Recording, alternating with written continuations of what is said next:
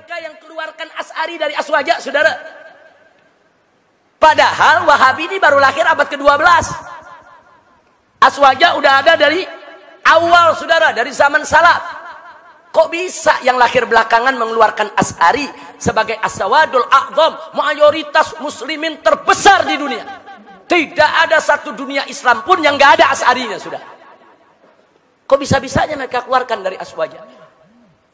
Nah, ini gara-gara sikap ulama Wahabi seperti ini, sengaja atau tidak sengaja, ini menularkan kepada Wahabi yang ada di Indonesia. Mari kita lihat. Saudara, Wahabi Indonesia menghujat Asy'ari. Satu, saudara, saya tuliskan namanya Yazid Jawas. Dalam buku berjudul Mulia dengan Manhaj Salaf, bab 13 halaman 519 sampai 521, dia menyatakan Asy'ari adalah firqah sesat dan menyesatkan. Saya tidak fitnah, ada bukunya, dijual, dibaca orang, saudara.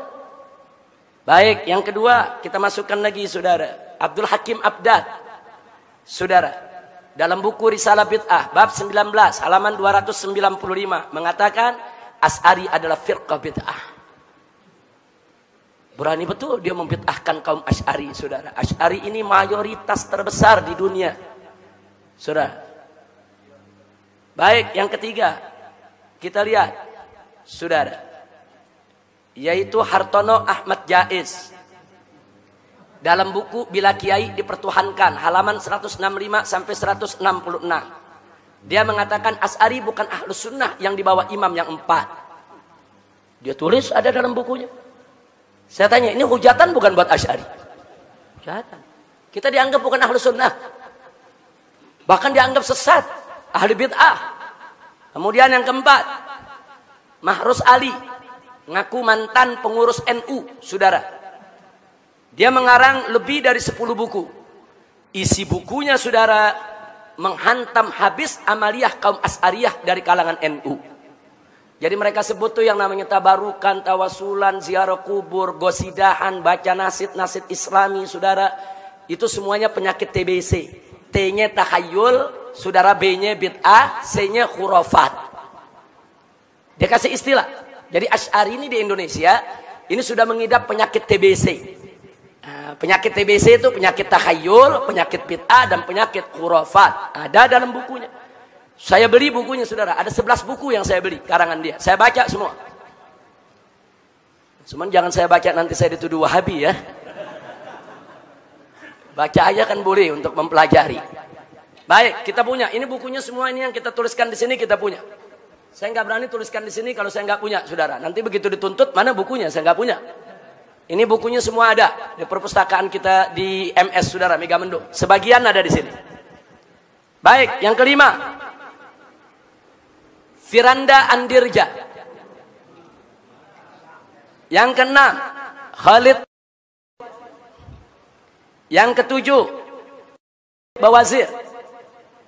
Yang kedelapan, Riyad Bajri. Ini semua bisa kita dapatkan dalam YouTube.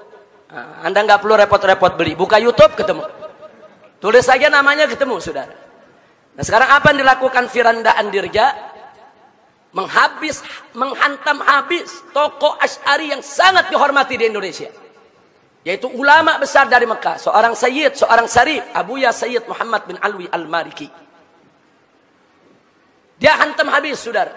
Dia tentang semua, bahkan soal cium tangan dia musyrikan, saudara. Silakan dengarkan ceramahnya di YouTube, sudah. Nah, baik. Nah, ini yang baru-baru ini ramai menggugat Sayyiduna dan Minal Aidin. Urusan Minal Aidin yang banyak diamalkan kaum Asy'ari di Indonesia digugat-gugat. Minal Aidin bid'ah lah, enggak nyunnah lah, saudara. Nah, kemudian disindir-sindir, apa tuh Minal Aidin? Selamat kembali. Kembali dari apa? Mesti disebutin dong. Kembali dari Jakarta, kembali dari Surabaya. Masya Allah. Itu ada sindiran macam itu, saudara. Nah, jadi sekali lagi hal yang nggak penting, saudara. Mereka korek, akhirnya timbul perdebatan di mana-mana dan bisa mengantarkan kepada perpecahan. Jadi sekali lagi hal yang nggak penting, saudara. Mereka korek akhirnya timbul perdebatan di mana-mana dan bisa mengantarkan kepada perpecahan. Ini yang belum lama ini rame, saudara, mengatakan kaum Asy'ari itu kalau ba'da sholat tuh baca-baca selawat, saudara, itu lagi nyanyi itu lagu ba'da maghrib namanya. Masya Allah, kenapa usil? Kalau mereka nggak mau zikir bersama, ya nggak usah zikir bersama, nggak usah usil dengan amaliyah saudaranya. Orang NU yang baca sholawatan, saudara, orang-orang Asy'ari yang baca-baca gasidah, nggak usah usil. Nah kemudian Riyad Bajri, saudara, oh ini paling ekstrim lagi nih. Nah, dia kata demo siapapun sesat dan halal darahnya.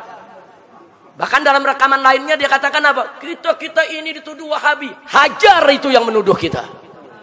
Jangan datangi itu, ngapain kita datangi itu kiai-kiai mereka? Kita hajar habis mereka. Ini termasuk wala dan barra.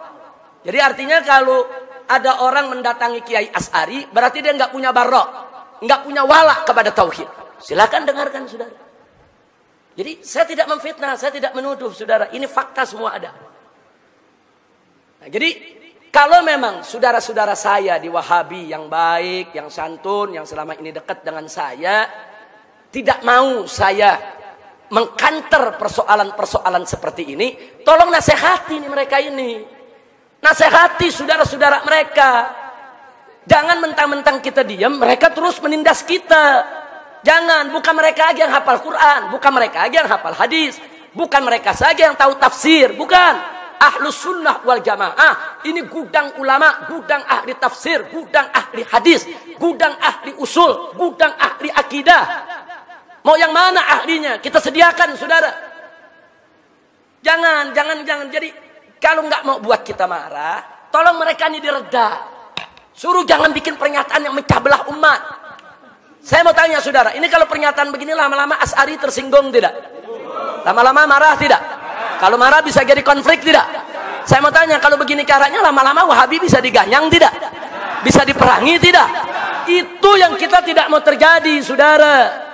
Biarkan perpecahan yang terjadi di Syria, yang terjadi di Irak, yang terjadi di Libya, yang terjadi di Yaman, tidak boleh terjadi di Indonesia. Harus kita jaga Indonesia ini harus aman, tenang, damai. Dan selama Ahlus Sunnah wal Jamaah menjadi mayoritas, saudara, di negara Republik Indonesia ini, kemudian mayoritas ini bersatu, betul-betul mengamalkan akidah, yaitu Ahlus Sunnahnya, insya Allah NKRI ke depan akan menjadi baldatun thayyibatun wa rabbun ghafur.